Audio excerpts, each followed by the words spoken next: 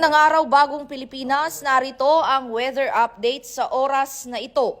Patuloy ang paggalaw pakanluran ng Tropical Depression Verbena habang nananatili ang lakas nito sa silangan ng Surigao City. Ayon sa Pag-asa, huling namataan ang bagyo sa layong 290 kilometro mula sa Surigao City.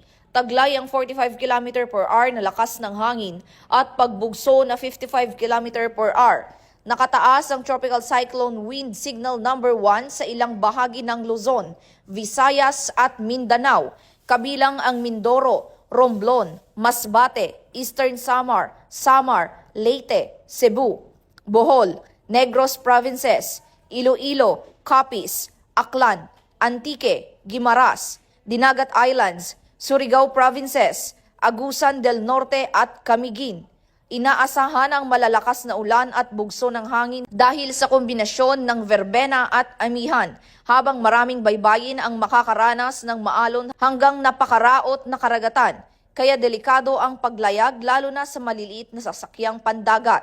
Posibleng maglandfall si verbena sa northeastern Mindanao ngayong hapon bago tumawid sa Visayas at Hilagang Palawan hanggang Miyerkules. Pinapayuhan ang publiko na manatiling mapagmatsyag at sundin ang mga abiso ng lokal na pamahalaan. Ito po si Patrolwoman Fe Octaviano nagbabalita para sa Police News Express.